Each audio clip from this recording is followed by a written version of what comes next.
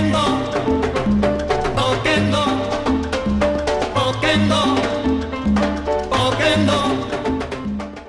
And welcome to the OPP, the Oquendo Perspective Podcast. Today I am your host, your guest host, Freddy Oquendo, down here in South FLA, welcoming you to this new episode that we're going to do. First of all, I want to thank God, now His glory, our Father, for this opportunity for us to communicate and to connect. So this episode is going to be a little bit different. See, the origin of this podcast began many years ago with our uncles when they would educate us and help us, and when we were being raised. We formed a connection with them that in today we haven't been able to bridge that gap yet. It was different back then, right? It was different because like our fathers and our aunts, our elders, they used to get together a lot more often. Even though we originated from Puerto Rico, eventually when they migrated to the United States, some went to New York, and so but eventually, the base was Chicago. So we ended up in Chicago. Go Cubs. And what we used to do is we used to sit around a domino table. Dominoes for Puerto Ricans it's like second nature. It's part of our culture. It's part of what we do every day.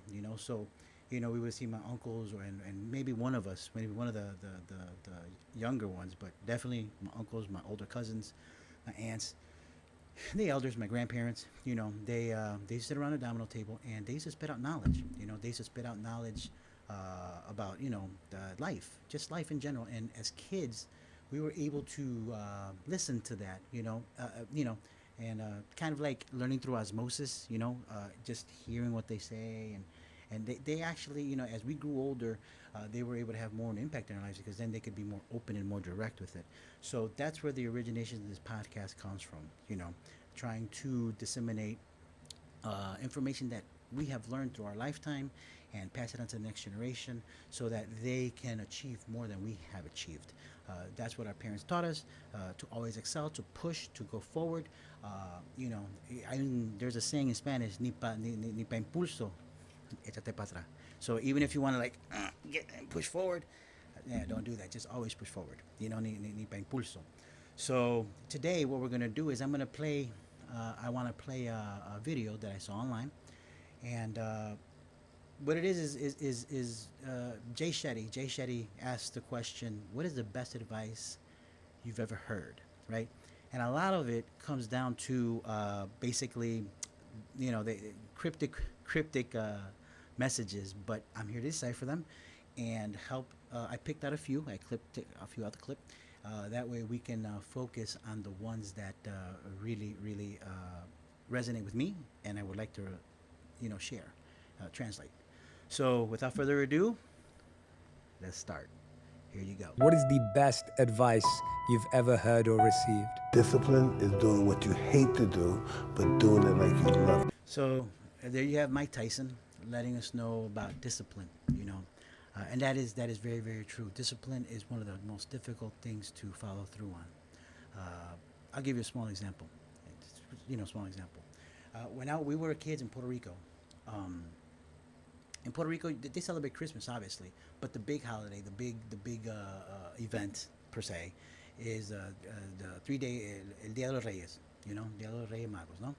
So Three Kings Day, as they refer to it here in the United States, Three Kings Day. So the first time I was over there, I was born in Chicago, St. Mary's Hospital, right across the street from Roberto Clemente High. For those who are out there know what I'm talking about. I was born in Chicago, but at an early age, around, I believe, 6 or 7, I believe, if I could remember correctly, we went to Puerto Rico.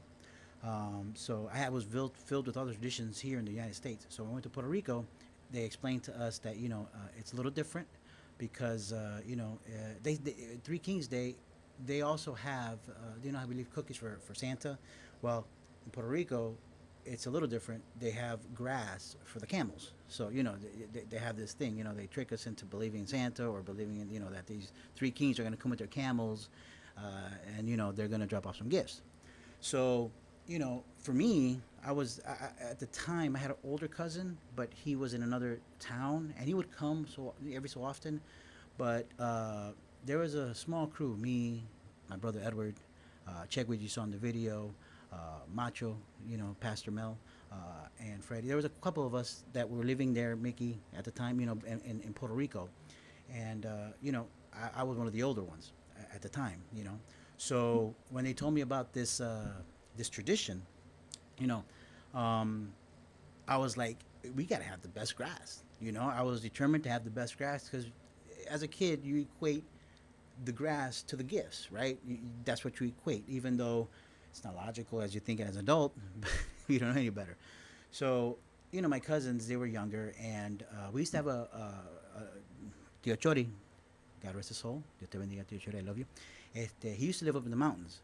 So for us to go, we used to go by his house, get some water, and then we would pick a little area of grass in the mountains, right? So again, in my mind, right, childish mind of mine, the better the grass, the better the gifts. So even though my cousins, were like, oh man, we want to play, we want to do this, we want to do that. And I was like, no, we gotta go. Before we do anything, every day we go water our grass because we're gonna have the best grass for the camels. That was discipline, you know. There was an end goal, right? For me personally, my cousins, I convinced them of it, and there was an end goal for them as well after I convinced them. But every day we would get up and we'd go up the mountain before we play anything. And we used to play a lot. In Puerto Rico, it was about climbing trees, about playing stickball, basketball, baseball. We used to play hide and seek in cemeteries. So it was an innocent time, right? So we had a million things to do, so we thought. But the main thing I wanted to accomplish was to get the best grass.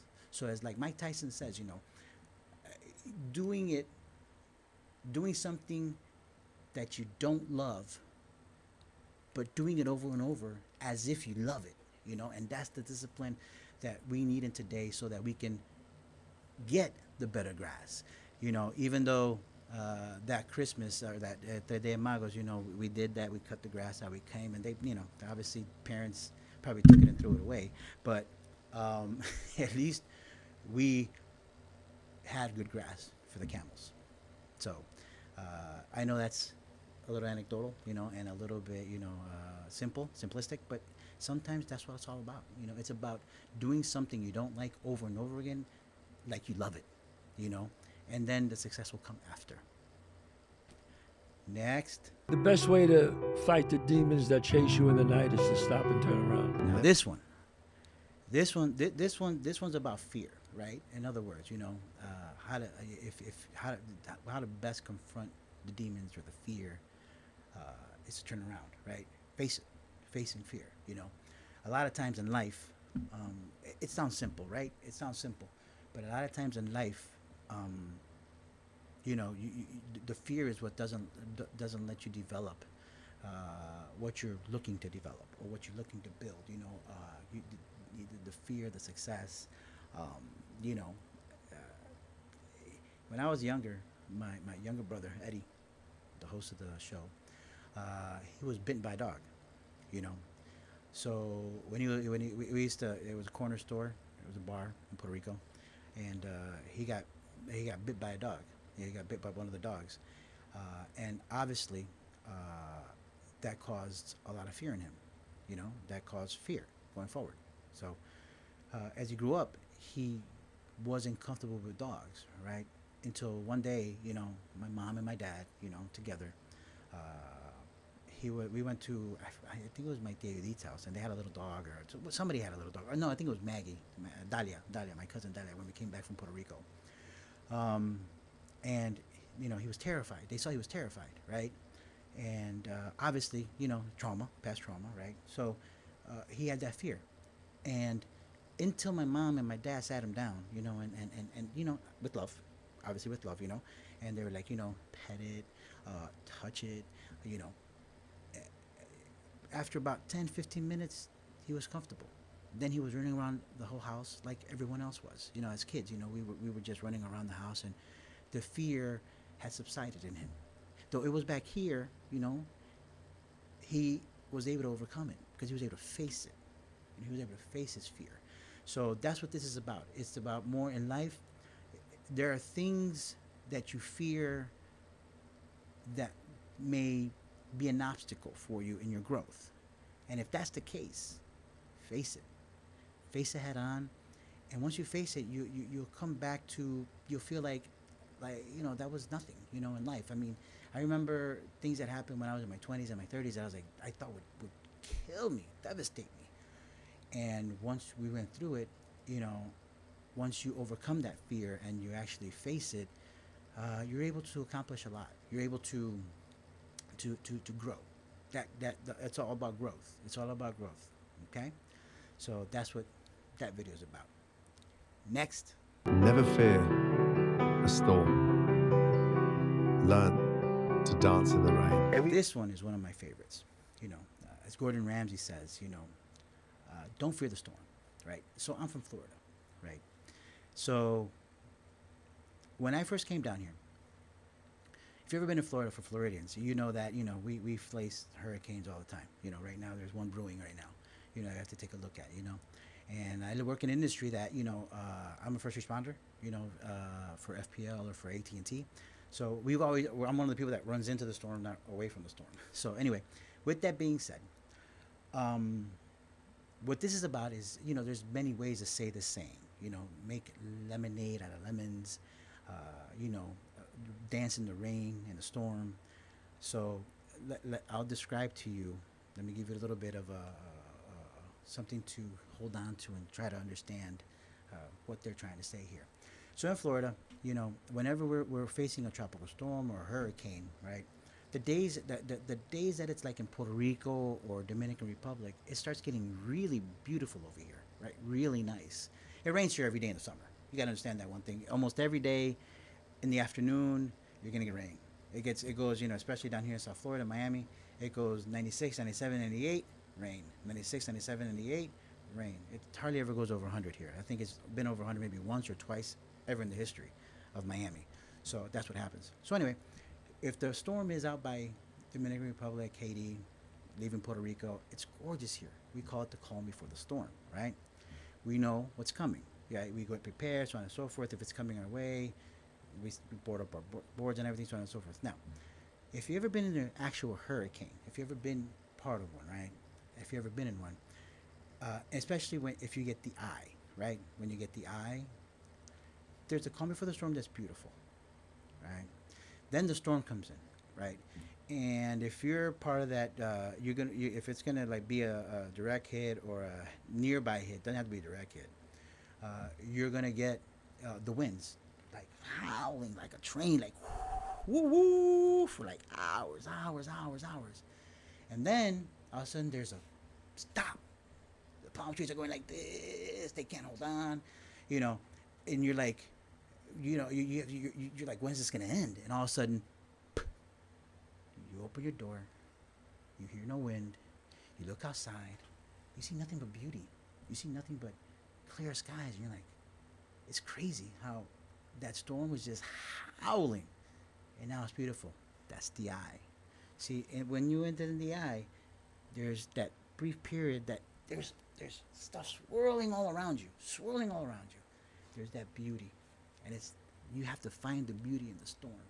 You're able to look up in the sky and you see nothing but clear blue skies. Now, about hour and a half, 2 hours later, the palm trees are going this way now. Todo lo que da.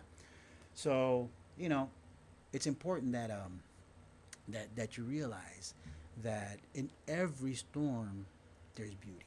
That's what this means. In every episode in life that's difficult for you, find the beauty in it. Make the lemonade. Dance. 2 years ago, we had a family reunion. We try to have it every year. We had a family reunion in Orlando. My cousin's house, his name is Papo, right? We had the first reunion there, or that's where we began to gather the first time that we, as Oquendo's back again in 2015. So anyway, we wanted to redo it because the first time it was just spontaneous. My cousins came on vacation, and then it just happened, right? So this time, we were planning it, right? And there was, obviously, it was big time. We were doing my uncle's 75th birthday, so there's cake, there's everything, and it it was in his backyard.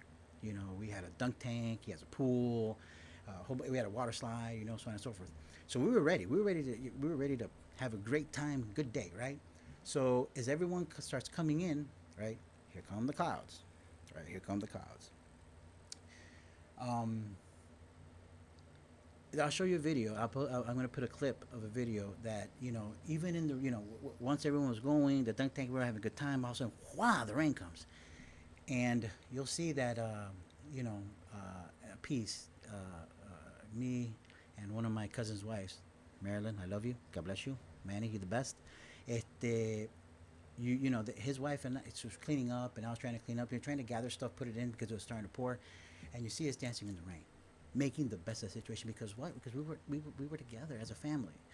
That storm wasn't gonna stop the love and the laughter that comes with the Oquendo name. So that's what that means. Next. Everybody that you fight is not your enemy, and everybody that helps you is not your friend. Here you have Mike Tyson again with another good one. Not everybody you fight is your enemy, right? Not everyone you fight is your enemy. A lot of times, the people we fight the most are the people we love the most, because they're critical of us. They're very critical of us because they want the best for us. You know, a lot of times, kids, we push you. We push you, and we push you because we see the promise in you, right? You don't see it yet. You're stuck in your little storm, you know, and you want to, you know, you're like, yeah, this is the worst thing in the planet, you know. We see the beauty in you, right? So just because we fight, you know, doesn't mean we're enemies, you know. Doesn't mean we're enemies. A lot of times, it's out of love, right? And vice versa. Everybody that helps you isn't your friend, and that's very key. That's very key. You know, that's one of the things that I think that in today's world, sometimes I think we're too trusting up front. You know, you give everybody carte blanche up front. No, they have to earn your trust. They have to earn your respect. Just because they do things for you, sometimes they do things for you because they're watching on you. They're jealous of you. You know, they have envy of you, you know, and they just want to keep you close. You know, there's another saying that says, you know, keep your friends close, but keep your enemies closer, right? So, because they want to keep an eye on you, right? So, not always everyone that's by your side is your friend. You know, recognize who your friends really are, right? Who's going to be there, your ride or die, by your side, no matter what. You know, that's what you want to look for. You don't want to look for, you know, somebody that, no, te da la cosa, and the next thing you know, she's talking about you behind your back, or he's talking about you behind your back, you know, and then you're like, where'd this come from? Why? You know, and it happens. It happens to the best of us. You know, it happens to the best of us. People we thought are our best friends are not our best friends. People we thought are, you know, we're not our friends are our best friends, have our back, you know, best interest, you know. And realize one thing, right? Realize one thing, you know, we're all faith-based, right? Our family is very faith-based, spiritual-based. You know, we were religious, you know, and there's still family that's really religious, you know. I'm not saying no, and I'm not knocking religion. I'm not knocking religion, but what I'm saying is, if you look at the dynamic of our family, not everybody goes to church every Sunday, but even the worst of us fears God. You know, even the worst of us fears God. And if you have that in your heart, you can disseminate. You know, He'll help you disseminate. The Holy Spirit will help you disseminate who your friends are and who your friends are not. Next. The magic you are looking for is in the work you're avoiding. I love this one. I love this one. The magic you're looking for is in the work that you're avoiding. That's an internal struggle. You know, that's something for you, right? Let's say, you know, you want to be the next Michael Jordan. You want to be the next superstar, right? What this lends credence to is everybody wants the glory, but nobody wants the work, right? So you look at the final goal and you're like, I want that. But if you go back to the greats, I mean, look at Michael. I'll take Michael from Chicago. So, you know, Michael Jordan is, you know, Michael Jordan. So he'll tell you, you know, he probably the greatest player of all time, controversially. Whoever wants to fight about it, so on and so forth. For me, he is the greatest player of all time. But what made him the greatest player? He had skill. Absolutely, he had skill. He had a lot of skill. But what he had more of, and any of the greats that you talk to, Magic, Larry, Charles, any of them, when they refer to him, they always say what made him different was he had a different level, right? He had a different level. Like they would go and they'd meet their match, their peak, and then Michael, for some reason, would go a little more. And he would tell you, you know, Michael, he even though he was the greatest, he worked. He worked. Even, you know, as much as he could work, he worked. He didn't beat the Detroit Pistons till he got bigger and stronger and fought them. You know, he needed to find that magic. He was avoiding doing weights because he thought it was going to change his physique and the way he plays ball, but it didn't. It made him greater, right? And I heard this the other day too. One more quote and one more situation, so you can see what I'm talking about. You know, today in today's world, so I can reach the kids of today. Today's world, you know, we have Steph Curry, right? Steph Curry is probably the greatest shooter of all time. It took me a long time to admit that because I had to wait till he passed, you know, Ray Allen, till he passed, you know, Reggie Miller, for me personally, right? Because my kids argue with me all the time. Great shooter of all time. I'm like, wait. But now, for sure, he's the greatest shooter of all time. I heard this. Steph Curry takes 500 three-pointers every day. Every day, right? And for 15 years, just count his NBA career. I can't tell you how much he did in his college years, but you know, in his NBA career, he's been 15 years, right? So they did the math, right? They did the math. He has shot 2.5 million shots in his NBA career in practice. $2.5 million shots. So Steph Curry has made more three-pointers than anybody in the NBA. He's made 3,000, right? So do the math there. Do the math. For him to have made 3,000 three-pointers, he's practiced 2.5 million shots. You know? That's why when you see him shoot and he turns around and he starts walking the other way, because that man knows how he released it, where the arc is, and how it's going to go in. Because he's taken 2.5 million shots to become the greatest three-pointer, the greatest three-point shooter of all time. So the magic in your life, for you to tap into it, you got to do the work. You got to do the work. Whatever that work is, you got to do the work. Never say you can't do it. Say, I haven't done it yet. I haven't done it yet. Yes. Never say, I can't do it. Say, I haven't done it yet. You know, you got to, sometimes it's up here. It's what we say, how we say things, right? You know, have you done that? I haven't done that yet. That's telling yourself that you can accomplish whatever that is. You know, no, I haven't done that, man. No, I haven't jumped out of an airplane. You know, no, you know, I haven't, you know, gone to a Bears game or whatever it is that you have wanted to do, but you haven't to this point. If you begin to flip that mindset into, I haven't skydived. No, I haven't skydived yet. So then you begin to tell yourself and your mind and your energy that you are going to accomplish it. I haven't finished college yet, right? Quick little story here, testimony.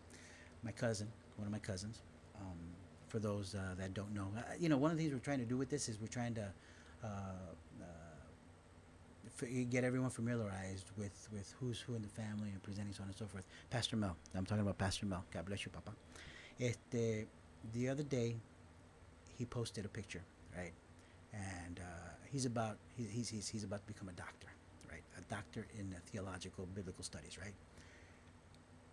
He's I'm not gonna put out there his age. He's around my age, so he didn't start till his 30s. You know, he didn't start going toward that goal in his 30s, right? The mindset was, I haven't done it yet, right? So in his 30s, on a GED, and you know, everybody's like, no. What did my cousin do? My cousin nose dives right into it, right? So for the past, I'm not gonna put his age out there, past couple years, he's been working on it. And next year, he will walk down that aisle as Dr. Oquendo. So for everyone that's out there that's like, oh man, I'm lost, I don't know what to do, blah blah blah blah, you know, it can be done.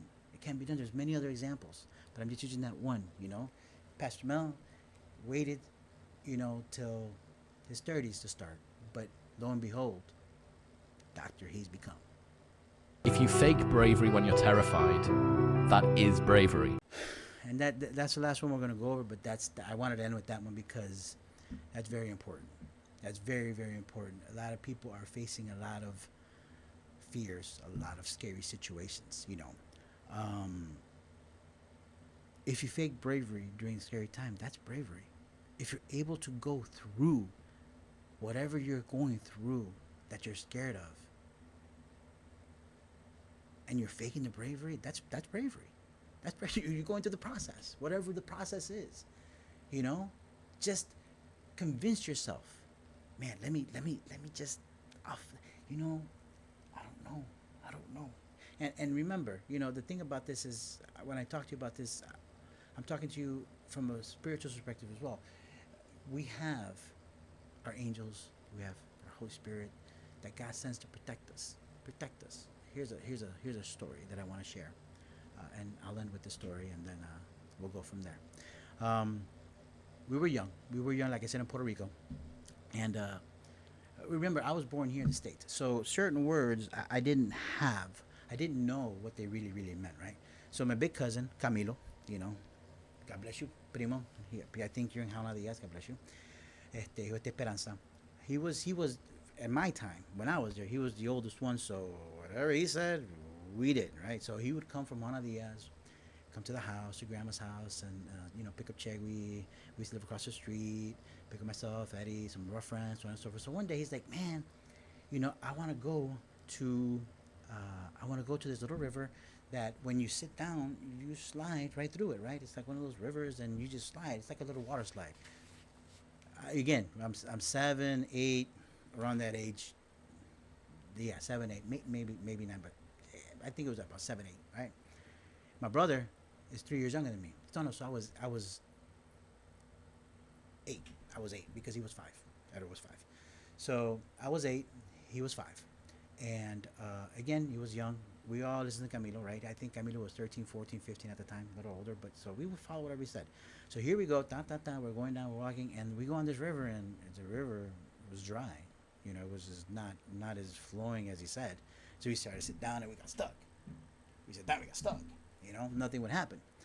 So, you know, he saw that all of us like, oh, disappointed, because we were a bunch of little rugrats, you know, literally, you know, if you think of the Little Rascals, or, you know, if you ever seen Pigpen, you know how he walks around with a cloud of dust, that was us. We were a group, and we were creating dust all the time. We were just creating dust. We did, you know, it was just, Puerto Rico was at the time very innocent, and our parents would just let us go, right? So we would go. So, you know, my cousin's like, all right, let's go to a compuerta. And I'm like, yeah, man, let's go to compuerta. What's that? Oh, you know, you could jump in. In my mind, I'm thinking it's a pool. I'm like, it's a pool, right? So all of a sudden, you know, we start climbing. We start going up this wall. We're like, oh, wow, what's this wall? We start climbing. Up. And then it hits me. I'm like, this isn't a pool. And I'm looking down. I'm like, this is a dam. We're about to dive into a dam, right? Terrified. My little brother didn't even know how to swim, right? So, but we can't punk out. You can't punk out. You know, you punk out, Camilo would make fun of you forever, and at that time, that was the worst thing that could happen, right? That was the worst thing that could happen, because you would be ridiculed, right? Especially back in the day, right? So when bullying was allowed and it was okay. It wasn't taken that serious, but for us, it was family, right? It was family. So we didn't want to punk out. So we faked bravery. You know, that moment, I dove dead scared, because I saw how deep that thing was. You know, we were up a couple hundred feet, you know, and I could look down, like, dang, I could look on the other side. And then the way it worked is you go up this dam, and then there's a little ledge that overlooks, and then there's about 10 feet below you is the water. So you're going to go like a 10-foot meter dive, right? Or 10 foot, yeah, like a 10 meter foot that you go in there and you jump in. Remember, my brother didn't know how to swim, had never swum in his life. I had very little swimming skills at the time myself. but we fake bravery, right? We fake bravery. So I jump in, and then my brother jumps in because he had a fake bravery. He wasn't gonna punk out either. I can't speak for him, but I can tell you that he was scared. He had to be. He had to be, right? But he believed that he was gonna make it somehow. So he faked that bravery, right? So when he dives in, we lose him. He can't come up, right? He can't come up, right? So I jump in. My cousin jumps in. We all start jumping and trying to get him. Because, as usual, Camilo goes first, and I went, and everybody else, and all of a sudden, Eddie's not coming up. So we jump in, right? We jump in. Now, again, spiritual, right? We're a spiritual family. At that same time, in a different town, we were in Juana Diaz, or on our way to Juana Diaz, right? My mom is in Clausel, Ponce, right? And she's ironing. And she can tell you the story better than I can. She was ironing, right? She said she was ironing. Y de momento le entró like un gemido. She felt the urge to pray. She didn't know why, but she felt the urge to pray. Right? She had no idea what was going on. She had let her kids go with their cousin. No clue. Right? My brother's over there. We're trying to get him out of the water, and we get him out. He loses a shoe, and we're like, oh my God, we're terrified. We're terrified. We're like, they're gonna beat our asses, right? They're gonna beat us, because like we said in the last episode, we had, our generation is a little bit different, and they used to spank us, and they used to use the belt and stuff like that, out of love. Trust me, it helped. It helped, because even with all those things, we're still kind of crazy. We're still kind of cuckoo. But anyway, back to the story. Then, my mom begins to pray. She begins to pray. She begins to cry. She begins to pray. And she's like, Señor, yo no sé qué está pasando, pero protege mis hijos, protege mis sobrinos, protege donde quiera estar. She had una angustia, right? She was praying, right? We get home, terrified. My brother lost his shoe. We didn't know what was going to happen. We faked that bravery. We went in, right? Believing that we would be able to overcome it somehow. That somehow wasn't physical with me or my brother or my cousin, so on and so forth. It was an impulse spiritually from God. My mom was on her knees, and somehow we grabbed our brother and we pulled him out. We walk home. He lost a shoe. When we walk through the door, my mom hugs us, and we're about to, terrified, like about to say, Ma, he lost his shoe. And she just hugged us and cried and said, whatever you guys did today, God was there with you guys, because I felt the need to pray, and I prayed until my heart was calm. So, why I'm telling you this is because when there's fear, fake that bravery, not because of who you are only, but because you know who's supporting you. You may not, whatever religion, whatever faith you have, there's always a higher power. Surrender to the higher power, and you'll see that your bravery will help you one way or another. So, it's been a pleasure. I'm glad we had this time together. Que Dios me lo bendiga, Dios me cuide, Dios me guarde. Love you guys. Peace. Until next time. Dios me lo bendiga.